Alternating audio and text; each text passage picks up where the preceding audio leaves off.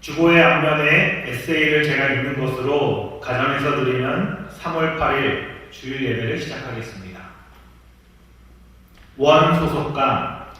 하나님은 우리에게 아들의 영을 주셨습니다. 그래서 우리는 하나님의 자녀로서 영원히 하나님께 속하게 된 것입니다. 이것이 우리의 원소속감입니다. 그러나 마귀는 우리에게 와서 소속감을 흐리게 합니다. 하나님께 속하게 하는 생명과를 버리고 선악과를 먹어서 세상의 소속감을 가지도록 유혹하는 것입니다. 룻의 처는 소속감이 분명치 않았기 때문에 천사의 인도를 따라가긴 했지만 결국 뒤를 돌아보다가 소금 기둥이 되었고, 아브라함은 하나님보다도 이삭을 더 사랑했기 때문에 소속감을 시험받게 되었습니다. 그러므로 우리는 세상의 가짜 소속감을 버리고 우리 안에 주님을 붙잡아야 합니다. 주님보다도 가족이나 직장, 사람에게 더 끌리면 그 사람은 인생에서 소속감을 빼앗긴 것입니다. 그렇기 때문에 하늘나라의 원소속감을 가지고 나머지 소속감들을 잘 조종하시기 바랍니다. 그러나 그를 맞아들인 사람들, 곧 그 이름을 믿는 사람들에게는 하나님의 자녀가 되는 특권을 주셨다. 요한복음 1장 12절 말씀. 함께 사도신경으로 우리의 신앙을 고백하겠습니다. 전능하사 천지를 만드신 하나님 아버지를 내가 믿사오며 그 외아들 우리 주 예수 그리스도를 믿사오니 이는 성령으로 잉태하사 동정녀 마리아에게 나시고 본디오 빌라도에게 고난을 받으사 십자가에 못 박혀 죽으시고 장사한 지 사흘 만에 죽은 자 가운데서 다시 살아나시며 하늘에 오르사 전능하신 하나님 우편에 앉아 계시다가 저리로서 산 자와 죽은 자를 심판하러 오시리라. 성령을 믿사오며 거룩한 공예와 성도가 서로 교통하는 것과 죄를 사하여 주시는 것과 몸이 다시 사는 것과 영원히 사는 것을 믿사옵나이다. 아멘. 이제 찬송가 384장 나의 갈 길 다 가도록을 한 목소리로 찬양하겠습니다.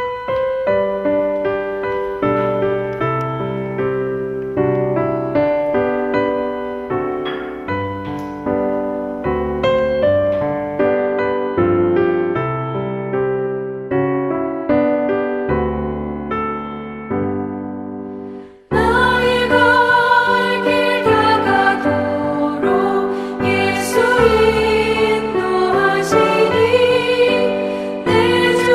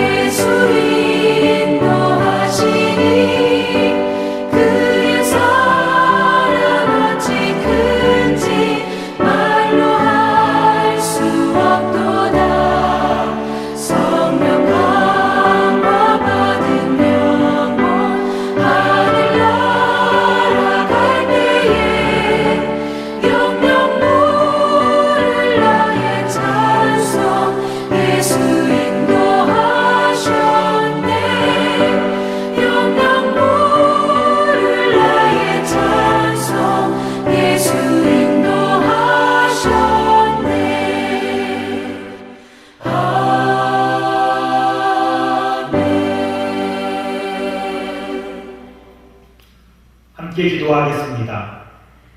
아버지 하나님, 코로나19라는 예상치 못한 감염병으로 인해 함께 모여 주일 예배를 드리진 못하지만 시온 가족들 각자의 자리에서 가족들과 함께 이렇게 예배드릴 수 있음에 감사를 드립니다.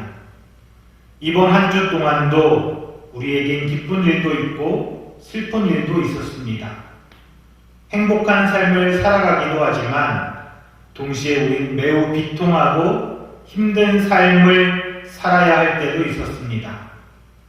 복잡하고 바쁜 세상살이는 우리의 몸과 마음을 지치게 합니다. 직장에서도 가사 일을 하는 것도 어느 것 하나 마냥 기쁘고 행복하지만은 않습니다. 항상 주님의 은혜로 살아가는 것임을 알고 감사하지만 한편으로는 다른 모습으로 살면 좀 더 쉽고 편안할까 하는 생각도 듭니다. 그러나 어떤 상황 가운데서도 우린 그리스도인으로 본분을 지키며 말씀을 따라 살아가야 함을 알고 있습니다. 이 시간 이 예배를 통해서 주님으로부터 그 길을 걸어갈 힘을 얻기를 기도합니다. 주님이 주시는 안식을 맛보며 우리의 영이 새로워지기를 기대합니다. 주님의 말씀을 통해 영적인 갈증이 해결되기를 기도합니다. 육체의 지침과 아픔이 회복되기를 소망합니다. 이 예배 가운데 함께 하실 주님을 기대합니다. 성령님, 우리 가운데 임재하시고 우리의 육과 영을 회복시켜 주옵소서. 은혜의 담비를 내려주시며 살아있는 주님을 경험하는 시간 되게 하옵소서. 예수님의 이름으로 기도합니다. 아멘. 오늘 우리에게 주신 주님의 말씀을 함께 읽겠습니다. 데살로니가전서 1장 4절부터 10절까지의 말씀입니다. 하나님의 사랑을 받은 형제 자매 여러분, 우리는 하나님께서 여러분을 택하여 주셨음을 알고 있습니다. 우리는 여러분에게 복음을 말로만 전하는 것이 아니라 능력과 성령과 큰 확신으로 전하였습니다. 우리가 여러분 가운데서 여러분을 위하여 어떻게 처신하였는지를 여러분은 알고 있습니다. 여러분은 많은 환난을 당하면서도 성령께서 주시는 기쁨으로 말씀을 받아들여서 우리와 주님을 본받는 사람이 되었습니다. 그리하여 여러분은 마케도니아와 아가야에 있는 모든 신도들에게 모범이 되었습니다. 주님의 말씀이 여러분으로부터 마케도니아와 아가야에만 울려 퍼진 것이 아니라 하나님을 향한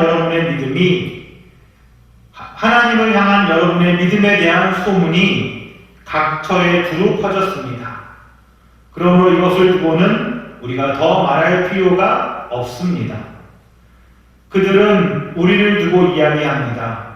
우리가 여러분을 찾아갔을 때에 여러분이 우리를 어떻게 영접했는지, 어떻게 해서 여러분이 우상을 버리고 하나님께로 돌아와서 살아계시고 참되신 하나님을 섬기며 또 하나님께서 죽은 사람들 가운데서 살리신 그 아들, 곧 장차 내릴 진노에서 우리를 건져주실 예수께서 하늘로부터 오시기를 기다리는지를 그들은 말합니다. 아멘.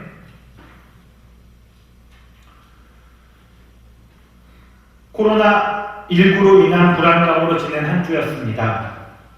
그럼에도 시온 가족들은 평안하신지 궁금합니다. 가족들 모두가 많이 보고 싶습니다만 이번 주일도 우리 교회는 부득이하게 각 가정에서 주일 예배를 드리기로 했습니다. 언제쯤 우리가 모여 함께 예배 드릴 수 있을지 아직은 정확히 알 수가 없어서 너무 안타깝습니다. 하지만 어느 곳에서든 어떤 상황이든 우리는 주님을 예배할 수 있습니다.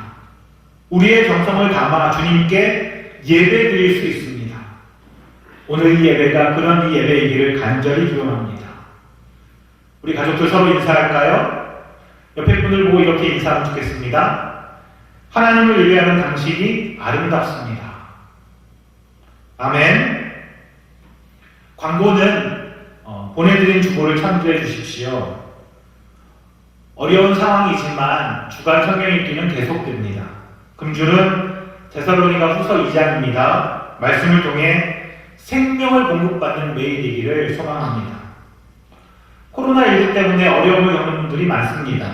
꼭 감염 때문만은 아니더라도 모임을 기피하는 이런 사회적 분위기 때문에 회사에서도 또 식당처럼 자영업을 하시는 분들도 큰 어려움에 처해 있습니다.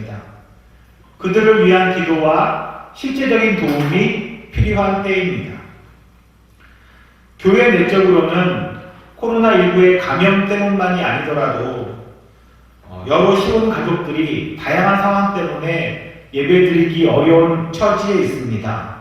이럴수록 우리가 더욱 가족 간에 관심과 사랑을 보여주시기를 부탁드립니다. 서로에게 안부와 또 위로의 말이 필요할 때입니다. 오늘도 이렇게 영상으로 말씀을 전하게 되었습니다. 여전히 좀 어색하긴 하지만 이제 말씀을 시작해 보려고 합니다. 코로나19 감염이 지속되고 있습니다. 앞으로도 이 일이 어떻게 될지, 어떻게 전개될지 정확히 알 수 없는 상황입니다. 이런 혼란스러운 상황을 바라보며 안타까운 마음을 금할 수가 없습니다.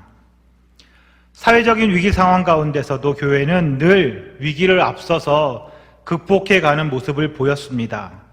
잘 드러나진 않아도 어려움을 당한 이들을 돕는 일에 많은 수고와 헌신을 감당해 온 것이 사실입니다. 물질로도 그리고 몸으로도 세상을 위해서, 이웃을 위해서 기꺼이 헌신해 왔습니다.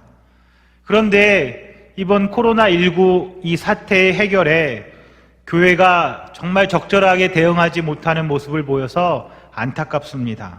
아니, 오히려 교회가 감염이 확대되는 장소로서 사람들로 하여금 지탄의 대상이 된다는 것이 너무나 가슴을 아프게 합니다. 꼭 이번 코로나19 사태뿐이 아니더라도 언젠가부터 교회는 세상에서 그저 그런 공동체가 되었습니다.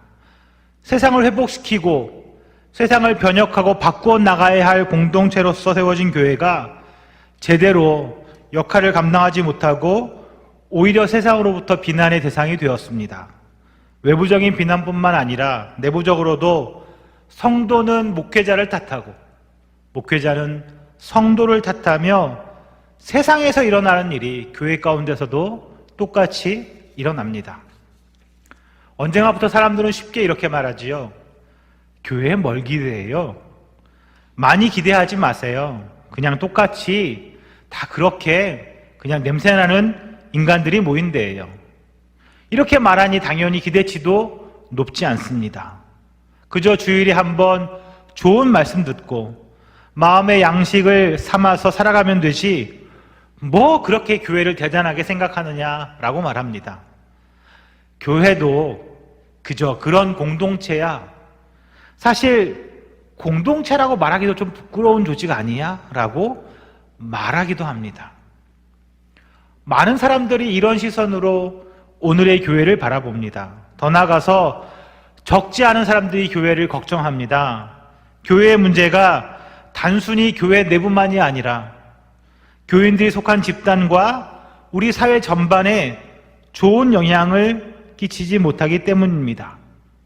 교회가 세상을 걱정해야 되는데 세상이 교회를 걱정하는 상황에 이르렀으니 참담하기가 그지없습니다. 하지만 우리가 지난주에 살펴본 데살로니가의 교회는 전혀 다른 공동체였습니다. 고대 도시라는 척박한 환경을 뚫고 전혀 새로운 공동체가 세워졌습니다. 이런 일들을 저는 데살로니가 현상이라고 부르고 싶습니다.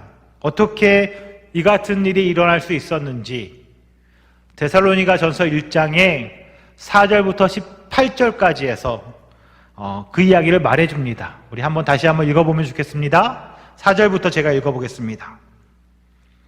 하나님의 사랑을 받은 형제자매 여러분, 우리는 하나님께서 여러분을 택하여 주셨음을 알고 있습니다. 우리는 여러분에게 복음을 말로만 전한 것이 아니라 능력과 성령과 큰 확신으로 전하였습니다.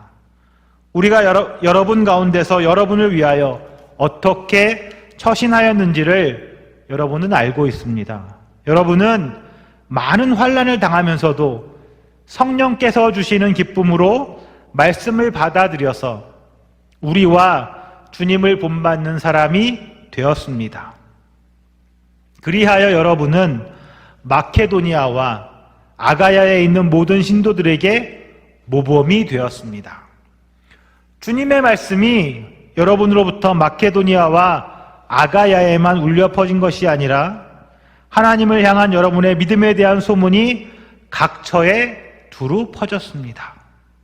그러므로 이것을 두고는 우리가 더 말할 필요가 없습니다. 아멘. 4절에서 바울은 여러분을 택하셨음을 알고 있다고 적습니다. 바울이 택하심을 알고 있다라고 한 이유는 지금부터 그가 써내려갈 이야기들을 생각해 보면 하나님이 너희를 택하신 것이 분명하다라는 말입니다. 바울은 데살로니가 성도들을 보면서 크게 감동했습니다. 바울은 고작 3주 정도만 데살로니가에서 복음을 전했습니다. 본인이 원하지 않았지만 외부의 핍박으로 부득이하게 데살로니가를 떠날 수밖에 없었습니다. 그런데도 데살로니가 교회가 아주 아름답고 건강하게 커가는 모습을 보니까 어찌 바울이 감격스럽지 않을 수 있었을까요? 그래서 그는 너희를 보니 하나님이 너희를 택하신 것이 분명하구나 라고 이야기하는 것입니다.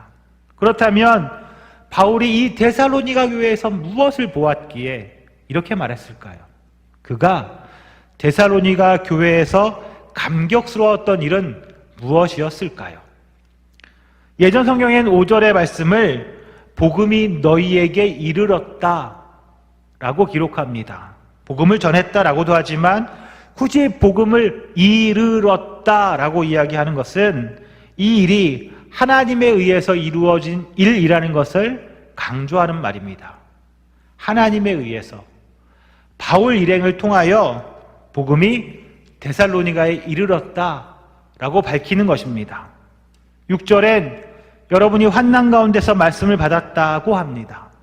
말씀이 데살로니가에 이른 것이 첫 번째라면 말씀을 받는 것은 두 번째입니다. 그리고 이어서 세 번째 단계가 나오지요. 우리와 주님을 본받는 사람이 되었다입니다. 7절에는 네 번째 단계로 여러분은 마케도니아와 아가야에 있는 모든 신도들에게 모범이 되었다라고 합니다. 본받을 만한 사람들이 되었다라는 말입니다. 그리고 마지막 단계에는 8절에 나옵니다. 하나님을 향한 여러분의 믿음이 마케도니아와 아가야만이 아니라 모든 곳에 알려졌다입니다. 이렇게 바울은 데살로니가에서 일어난 일을 5단계에 걸쳐서 설명합니다. 앞에 말씀드렸듯이 저는 이 일을 데살로니가 현상이라고 부르고 싶습니다. 그 현상의 5단계는 이렇습니다. 첫 번째는 하나님의 말씀이 이르렀다입니다. 두 번째는 하나님의 말씀을 받았다. 세 번째는 바울 일행과 주를 본받는 자가 되었다. 그리고 네 번째는 마케도니아와 아가야 사람들의 본이 되었다. 그리고 다섯 번째는 모든 곳에 모든 사람에게 믿음이 알려졌다입니다. 어떻습니까? 감격할 만하지 않습니까? 짧은 기간에도 불구하고 데살로니가 성도들은 말씀이 이르렀고 말씀을 받았고 바울 일행과 주를 본받았으며 다른 사람들의 본이 되었고 세상에 영향을 끼쳤습니다. 정말 놀랍지 않으신가요? 복음이 전해지고 삶이 변화하고 다른 사람을 변화시키고 다른 곳까지 영향을 끼치는 놀라운 일들을 보여줍니다. 이 일을 데살로니가 현상이라고 저는 아주 특별하게 이야기했지만 사실은 복음이 전해지는 곳이라면 어디에서나 이런 현상이 마땅히 일어나야 하는 결과입니다. 사랑하는 시온가족 여러분, 참으로 불행한 일은 오늘날의 한국의 많은 교회가 이런 데살로니가 현상을 상실한 것 같다는 점입니다. 요즘에 한국 교회에선 이 데살로니가 현상을 찾아보기가 어렵습니다. 사람들은 여전히 복음을 듣습니다. 많은 예배에도 참석하고 성경도 공부합니다. 심지어는 말씀을 받기도 합니다. 거기까지는 분명히 일어납니다. 그러나 안타깝게도 말씀을 받았지만 세 번째 단계로 넘어가지가 않습니다. 주를 본받는 일이 일어나지 않습니다. 그저 교회만 다닙니다. 복음만 듣습니다. 복음을 믿는다고 고백도 합니다. 그러나 그 고백한 복음, 그것에 걸맞는 삶, 주를 본받는 삶이 없습니다. 그러니 당연히 다시 그런 삶을 본받는 사람도 생길 수 없습니다. 본을 보이고 본을 받는 일이 데살로니가 현상의 핵심임에도 불구하고 이를 상실했습니다. 본을 보이는 것과 본받는 것, 너무나 중요한 일임에도 이 부분을 잃어버렸습니다. 교회는 세상에 아무런 영향을 끼치지 못합니다. 그저 세상에 있으나 마나한 공동체가 되고 맙니다. 그저 구원받았다라는 종교적인 확신을 얻기 위해서 또는 지친 도시 생활에서 일주일에 한 번 위로를 얻기 위해서 모르는 사람끼리 모이는 그런 공동체 이상이 되지 못하고 있습니다. 이 점이 오늘 우리가 정말 마주하게 되는, 그저 그럴 수밖에 없는 그런 교회 공동체입니다. 데살로니가 현상이 사라져버린 것이지요. 도대체 어디서 이 연결고리가 끊어진 걸까요? 본받는 이 세 번째 단계 이전에 저는 그 앞에서 이미 고리가 끊겼다고 생각합니다. 하나님의 말씀을 전해 듣는 과정에서 이미 문제가 생기고 있습니다. 많은 사람들이, 많은 그리스도인들이 믿는 복음이 하나님을 믿으면 죄 사함을 받고 죽으면 천국에 간다 정도에만 머물기 때문입니다. 불완전한 복음은 불완전한 회심을 가져옵니다. 예수를 믿는 것이 그저 죽어 천당에 가는 것 정도에만 머뭅니다. 그런 위로 정도에 머문다는 것이죠. 이런 우리의 믿음이 데살로니가 현상을 밀어냈습니다. 복음을 듣기는 들어도 부분적으로만 받아들입니다. 그러니 이후의 단계가 모두 희미해져서 영향을 끼치는 데까지 이르지 못합니다. 하나님의 복음이 무엇인가요? 하나님의 심판을 피할 수 없었던 죄인들인 우리가 메시아이신 예수의 대속적인 죽음에 의지해서 이미 임한 하나님 나라를 받아들이고 이 세상에 살 동안 이 하나님 나라를 이 땅 가운데 드러내는 것, 그렇게 살다가 죽음이 찾아오면 그토록 우리가 바라던 하나님 나라의 실제를 경험하게 되는 것, 그것입니다. 그 소망을 가지고 지금 이곳의 삶을 살아내는 것입니다. 하나님의 나라는 현재하는 것입니다. 우리는 그것을 잃어버리고 있습니다. 데살로니가인들은 데살로니가에 살았지만 하나님 나라에 속한 백성으로 살았습니다. 하나님을 아버지라고 부르며 예수를 주로 따르는 소속감과 정체성을 아주 강력하게 지니며 살았습니다. 그들은 하나님 나라의 실제를 믿었고 그것을 추구하며 경험했습니다. 그런데 오늘날의 많은 교회는 하나님 나라의 현재성을 잃어버리고 있습니다. 구원받았으니까 어차피 나는 천당 간다 라는 그 반쪽짜리 복음, 매우 자기중심적인 복음을 받아들이고 있습니다. 물론 예수 그리스도의 대속적인 죽음으로 구원을 얻는다라는 확신은 매우 중요합니다. 그러나 그것만으로 하나님 나라가 죽으면 가는 곳이 되어버린 것은 매우 불행한 일입니다. 죽으면 천당 가게 되었으니까 이 땅에서 하나님 나라 백성으로 어떻게 살아가는가라는 것은 그다지 중요하지 않습니다. 그래서 누군가를 본받고 그를 따라 섬기며 살아가고 싶다라는 열망도 거의 없습니다. 그런 일은 아주 유별난, 아주 특별한 몇몇 그리스도인들이나 하는 일이라고 치부합니다.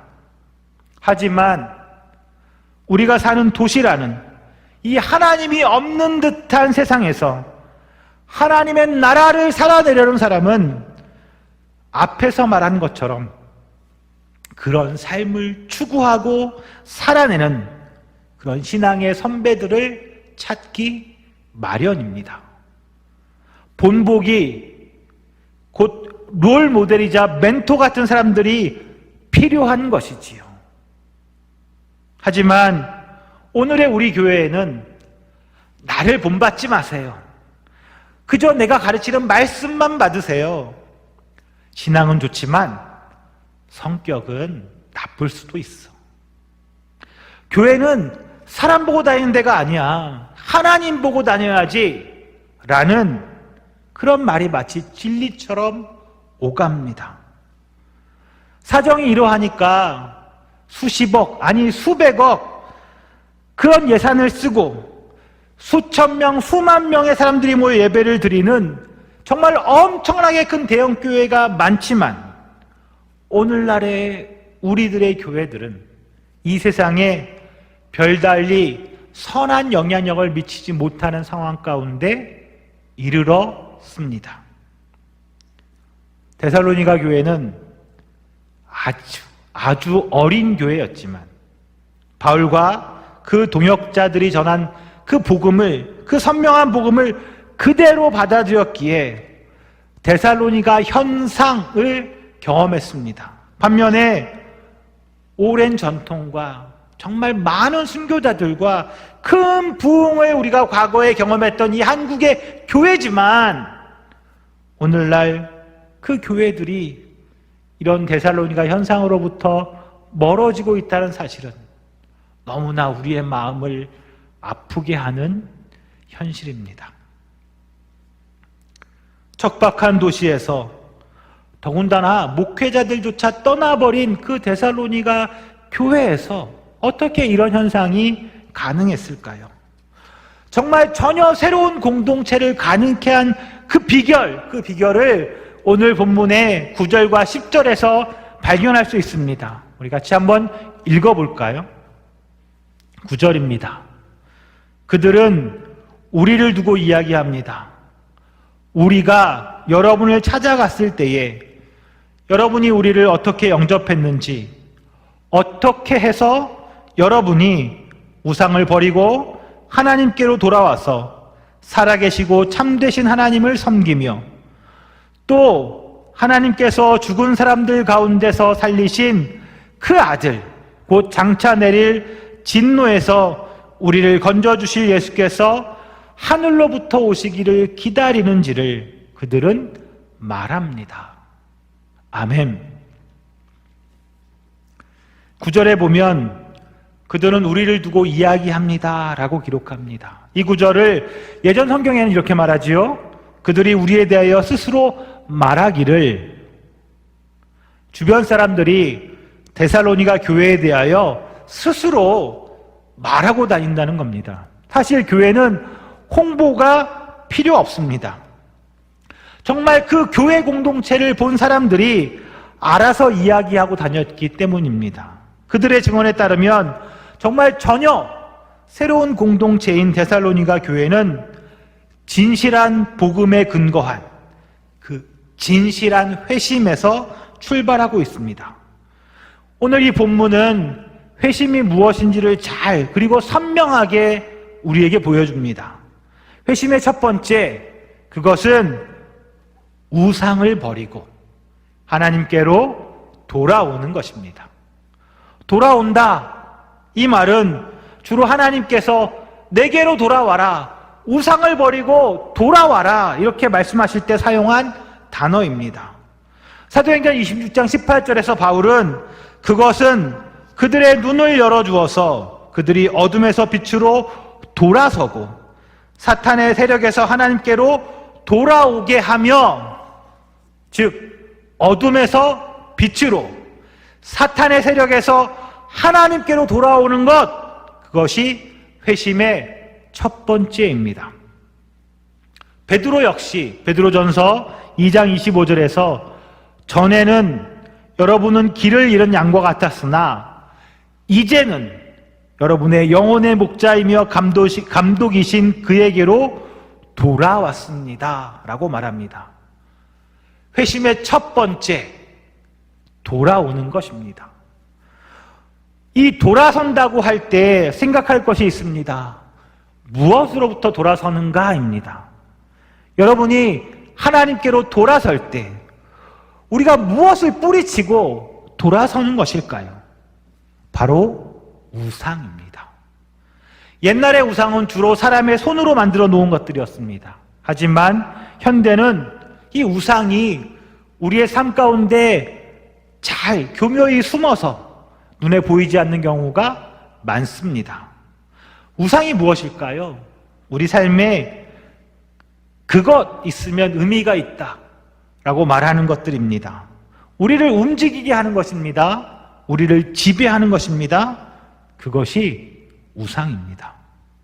우리의 삶과 우리의 가치를 지배하고 우리를 끌고 가는 것, 그것이 우상입니다.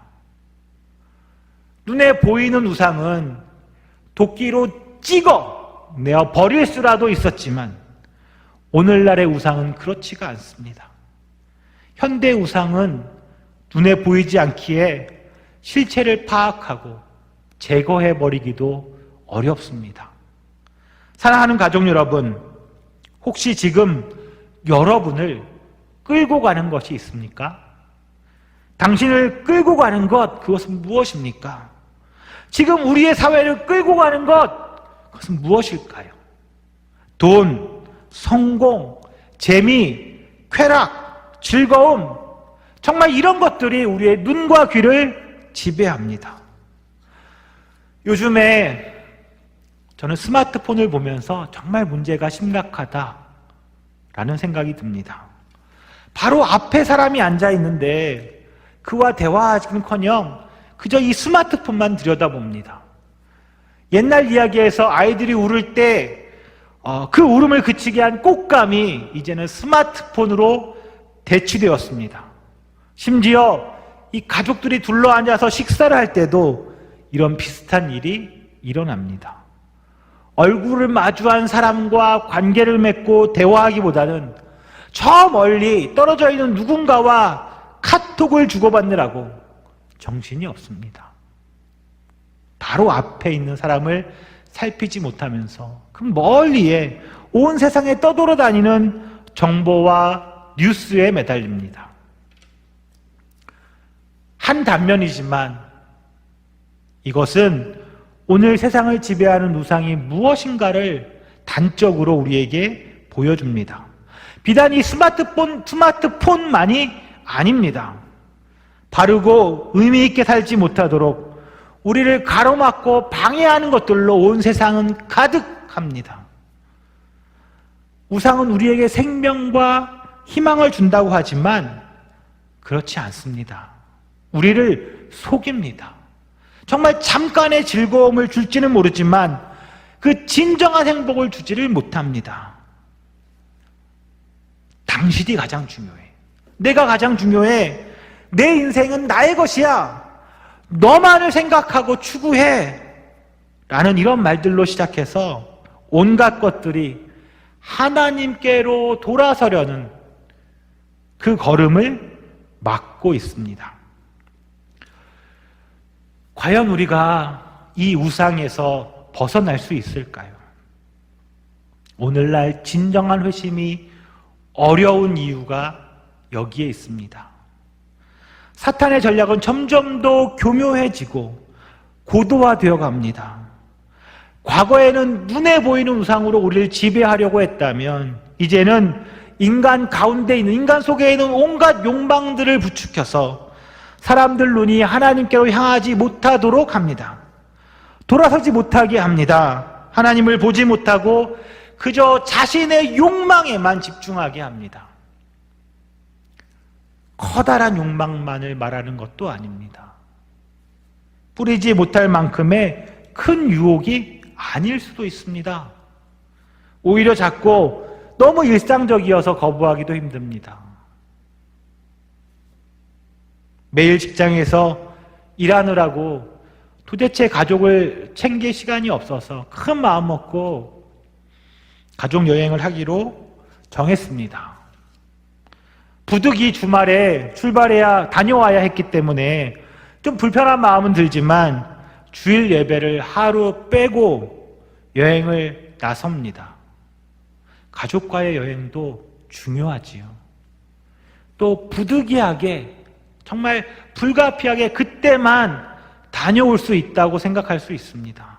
하지만 정말 주님과 약속된 시간에 모여 함께 예배드리는 일도 그때만 할 수 있는 일입니다.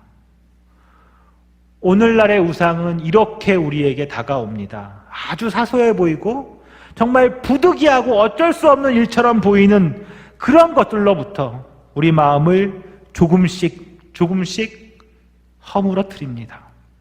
그 결과 우리는 하나님으로부터 멀어지게 하고 결국에는 우리가 하나님께로 돌아서지 못하게 합니다. 우린 이런 부분을 정말 진지하게 생각해야 합니다. 오늘날 우리의 회심이 불안한 이유는 우리가 무엇으로부터 돌아섰는지가 불분명하기 때문입니다. 하나님께로 돌아섰다라고 말을 하는데 그러면 어디에서 무엇으로부터 돌아섰는지가 희미합니다. 하나님께로 돌아섰지만 아직 미처 다 버리지 못한 것들이 온몸에 여럿 붙어 있습니다. 오늘날의 회심은 그래서 두루뭉술합니다.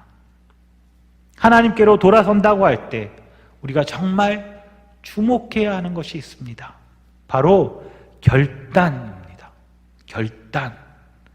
하나님, 더 이상 세상에 속한 것들이 저를 지배하지 못하게 하겠습니다. 이제 당신만이 나의 주인이 되어 주십시오. 제 주인이 되기를, 제 주인으로 모시기를 결단합니다. 이런 결단의 행위가 이 돌아섬의 핵심입니다. 왜냐하면 우리가 돌아선다고 해도 우상의 영향력에서 완전히 벗어나지 못할 것이기 때문입니다. 살아있는 동안에는 어떻게든 우리를 지배하려고 온갖 술수를 부리는 그 우상에게서 완전히 벗어나기 어렵습니다. 그러기에 우리가 집중해야 되는 것은 우상으로부터 벗어나는 것이 아니라 우리의 마음을 하나님께 집중하는 것입니다. 하나님께 마음을 집중하면서 우상으로부터 돌아서겠다라고 결단하는 것입니다. 그 첫 번째 결단, 그것이 너무나 중요합니다. 우리가 돌아서려고 할 때 바라보는 분이 누구이십니까? 살아계시고 참되신 하나님이십니다. 하나님을 바라보고 따르게 되면 어떻게 될까요? 생명을 얻고 진리에 점점 더 가까이 가게 됩니다. 거짓인 우상을 따를 때와 정반대의 일이 일어납니다. 그렇다면 우리가 이렇게 결단할 수 있는 이유, 그것은 무엇일까요? 앞에서 바울은 데살로니가의 복음이 이르렀고 그들이 말씀을 받아들였고 그 말씀이 그들로부터 온 세상에 알려졌다라고 적었습니다.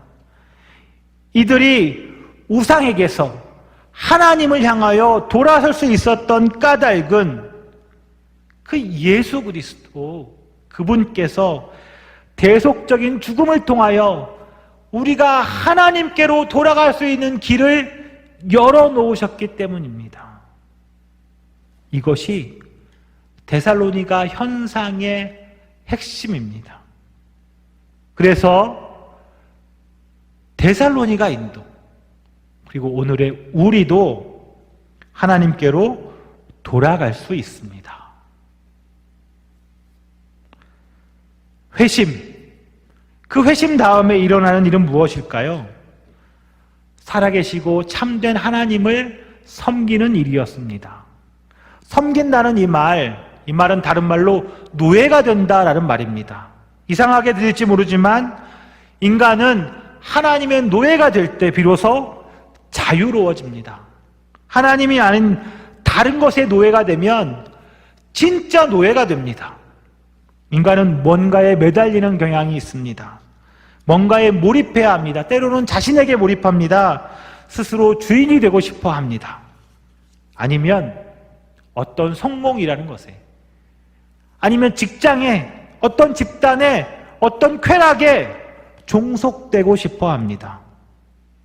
이것들은 모두 우상입니다.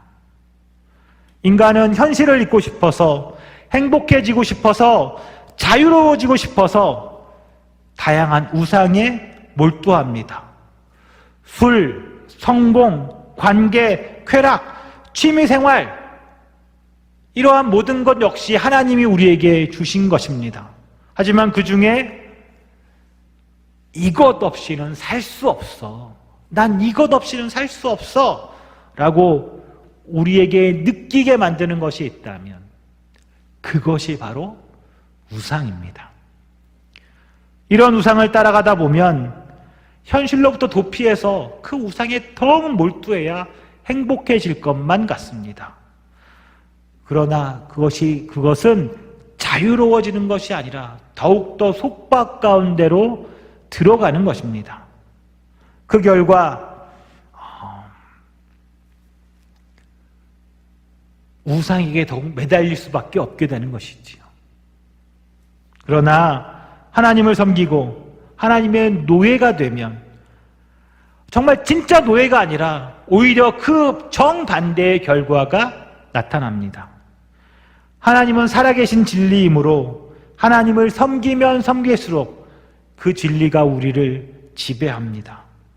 이 진리는 세상을 바로 보게 하고 참된 의미와 재미를 가져다주는 그 행복에 이르는 법을 우리에게 알려줍니다. 그러기에 하나님의 노예가 된다는 말은 참된 자유에 이르게 하는 길이라는 말이기도 합니다. 데살로니가의 성도들은 그들을 지배했던 우상으로부터 벗어나 살아계시고 참되신 하나님께로 돌아섰습니다. 그들은 그렇게 하기로 결단했습니다. 그 데살로니가 성도들에게, 그들에게서 드러난 또 하나의 특징, 그것은 바로 하늘로부터 오실 하나님의 아들을 기다리는 것이었습니다. 그들은 이미 하나님의 아들이 세상에 오셨다라는 사실을 믿었고 그가 반드시 속히 다시 오실 것이다 라는 것을 기다렸습니다. 이것은 그들이 복음을 정말 제대로 받아들였다는 또 하나의 증거입니다. 오늘 우리들 가운데 예수님이 다시 오실 것을 기다리며 사는 사람들이 얼마나 될까요? 예수님, 언젠간 다시 오시겠지 라고 그냥 막연하게 이야기합니다. 진실로 정말 간절히 기다리지는 않는 것처럼 보입니다. 왜? 우린 그 데살로니가 사람들처럼 다시 올 예수님을 기다리지 않는 걸까요? 그건 아마도 우리 마음 가운데 여전히 천국이 죽으면 가는 곳이라는 생각이 있기 때문 아닐까요? 만약에 예수님이 이 땅 가운데 오셔서 이미 하나님 나라를 시작하셨고 그 나라가 완성되려면 주님이 다시 오셔야 한다라는 그 사실을 믿으면 우린 정말 간절히 주님이 속히 다시 오시기를 기다리지 않을까요? 우리가 이 땅 가운데 이 땅에서 하나님 나라에 속해서 그 나라를 조금이라도 맛보며 살기 시작하면 정말 조금이라도 그 하나님 나라를 경험하고 살기 시작하면 온전한 하나님 나라를 간절히 소망하는 것은 너무나 당연한 일일 것입니다. 하나님 나라를 드러내며 살기 위해서 고통도 당하고 불편함도 감수하고 고난도 겪고 있다면 완전한 하나님 나라가 이 땅 가운데 속히 오기를 소망할 수밖에 없겠지요. 정말 하나님 나라 이 복음을 제대로 믿으면 마라나타 주여 속히 오시옵소서 라고 고백하는 신앙을 가질 수밖에 없습니다. 이 땅에서 세상과 하나님 나라의 두 가지 삶을 함께 살아내는 것은 정말 쉽지 않은 일입니다. 힘이 듭니다. 비록 이미 임한 그 하나님 나라의 축복도 크지만 이 세상을 살아가면서 겪는 어려움과 고난도 끝이 없습니다. 그러니 입에서 주여, 주여 어서 오시옵소서 라는 고백이 저절로 나옵니다. 그렇게 간절히 주님을 기다리게 됩니다. 사랑하는 시온 가족 여러분, 데살로니가를 지배하고 있던 우상들, 이 시대를 움켜쥐고 있는 우상들을 버리고 살아계시고 생명을 주시고 우리의 그를 진리 가운데로 이끄시는 하나님께로 돌아서기를 결단하고 하나님만을 섬기며 살아가는 것, 이것이 회심입니다. 그때 주님은 살아가는 동안에 겪게 될 이 현재적인 심판 가운데서 우리를 반드시 건져낼 것입니다. 반드시 건져낼 것입니다. 동시에 우린 이 경험에서 마지막 심판에서도 반드시 건져내어질 것을 믿고 기다릴 수 있습니다. 이것이 진정한 구원입니다.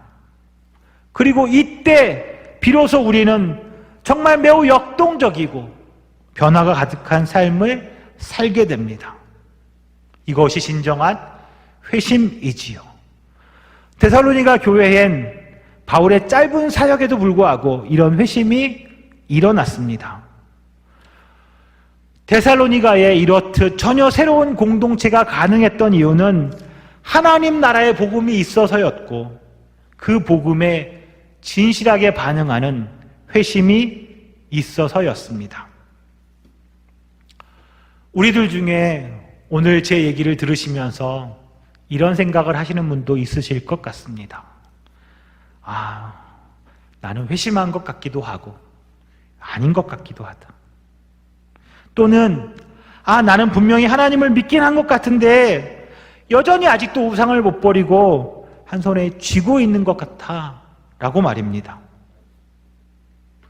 이렇듯 우리에게 회심이 불분명한 이유 중에 하나는 나 홀로의 신앙인이기 때문일 수 있습니다. 이 점이 바로 데살로니가 교회의 성도들이 그들의 회심이 진실되고 정말 훌륭했던 마지막 이유입니다. 바로 그들에게 교회가 진실한 공동체가 있었기 때문입니다. 회심이 선명해지려면 하나님 앞에서 이 공동체에 대해서도 결단해야 합니다. 하나님, 저는 이제 세상에 속한 공동체가 아니라 하나님께 속한 공동체에 확실하게 들어가겠습니다. 그래서 형제들의 도움을 받겠습니다. 우상과 싸우겠습니다. 우상이 나를 지배하지 못하도록 하겠습니다. 라는 결단과 고백이 우리에게 필요합니다. 사랑하는 시온 가족 여러분, 오늘 우린 함께 모여 예배드리지 못하는 예상치 못했던 상황 가운데 놓여 있습니다. 언제쯤 이 일이 잘 해결되어서 같이 만나 예배드리고 교제할 수 있을까요? 너무나 안타깝고 아쉽기만 합니다. 하지만 비록 오늘 우리가 함께 모여 예배드리고 교제하지 못해도 우리가 공동체로 서로를 돌보고 사랑하고 섬기는 삶을 사는 것을 잃어버리지 않는다면 우린 건강한 교회이고 진실한 공동체임이 분명합니다. 그런 우리 안에서 우리 각자에게 진정한 회심이 일어나고 그 회심이 유지되고 결단하고 주님 다시 오시기를 소망하는 그 마음이 우리 가운데 있을 것을 믿습니다. 서로가 서로에게 본이 되고 본받는 일이 우리 가운데 일어날 것입니다. 그런 우리를 통해서, 그런 우리를 바라보고 세상이 하나님을 증거하게 될 것입니다. 데살로니가 현상이 우리 가운데 일어날 것입니다. 우리 교회가 그런 교회됨을 믿으며 동시에 앞으로도 계속 그런 교회이기를 간절히 소망합니다. 그 길을 걸어가매 오늘 여러분이 함께 하심이 우리 모두에게 기쁨이 됩니다. 그러실 여러분 모두를 사랑하고 축복합니다. 우리 같이 기도하겠습니다. 아버지이신 하나님, 이 시간 하나님이 나의 아버지이시며 예수님이 나의 구주이시며 메시아라고 고백합니다. 주님의 말씀에 이르고 말씀을 받고 주와 신앙의 선배를 본받고 다른 사람들의 본이 되고 세상에 영향을 끼치는 그리스도인이기를 기도합니다. 그런 삶을 이 땅에서 주님 오시길 소망하며 우리 시온 가족들과 함께 살아낼 것을 결단합니다. 우리의 이 결단처럼 이 땅에서 진정한 그리스도인으로 하나님 나라 백성으로 오늘을 살아가게 하옵소서. 이 땅을 회복시키시길 원하시는 하나님의 계획에 동참하는 자녀로 살아가게 하옵소서. 주님과 함께 참 자유를 누리며 살게 하옵소서. 그러실 주님을 찬양합니다. 예수님의 이름으로 기도합니다. 아멘. 이 시간은 우리 각 가정별로 준비한 예물을 주님께 드리는 시간입니다. 찬송가 304장 1절을 부르면서 우리가 준비한 예물을 주 앞에 드리겠습니다.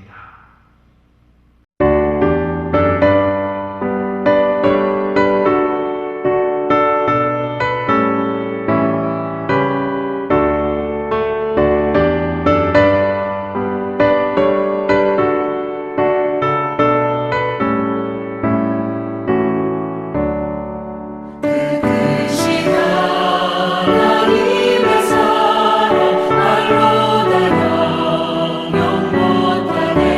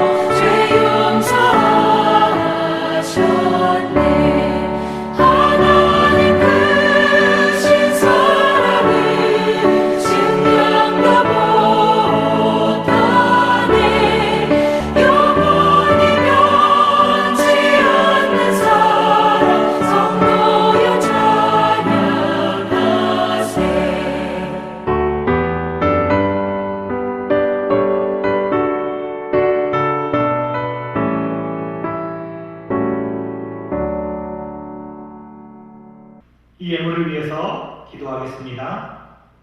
주님, 세상 살아가는 것이 아무리 힘들어도 우린 주님으로 인해서 기뻐할 수 있습니다. 이 땅에서 우린 나그네에 불과하지만 주님이 약속하신 그 나라에선 주인으로 살게 됨도 알고 있습니다. 우리가 알고 있고 믿고 있는 그 사실이 늘 언제나 우리 안에서 살아 움직이며 우리의 삶을 이끌어가도록 도와주옵소서. 성령님, 우리의 약함을 아시오니 우리를 도와주옵소서. 지치고 힘들게 이 세상을 살아가는 우리에게 쉼을 허락해 주시고 안식을 통하여 우리가 본연의 모습으로 회복되게 하옵소서. 하나님의 자녀로 그리스도인으로 이 깨어진 세상에서 빛과 소금으로 하나님의 영광을 드러내는 자로 그리고 교회로 이 땅에서 잃어버린 영혼들을 향한 등대의 역할을 감당하게 하옵소서. 이 시간 우리를 향해 한없는 사랑으로 평안과 회복을 베푸시는 주님께 준비한 예물을 드립니다. 감사의 예물을 드리는 시온 가족들 한 사람 한 사람의 형편을 살펴주시고 더욱더 주님께 드릴 수 있는 여건도 허락하여 주옵소서. 시온의 가족들을 축복하시고 우리 가족들과 우리가 일하는 일터 위에도 동일한 축복을 허락하여 주옵소서. 예수님의 이름으로 기도합니다. 아멘. 우리 다 같이 주기도문 찬양하고 축도로 예배를 마치겠습니다.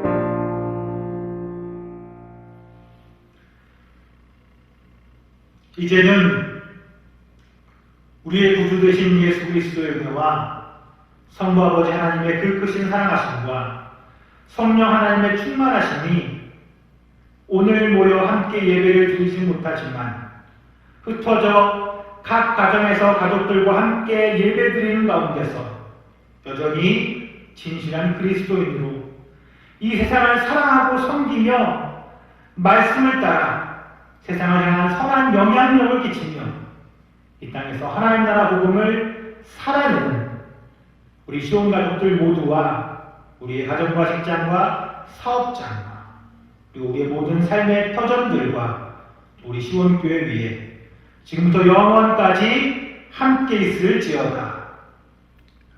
아멘.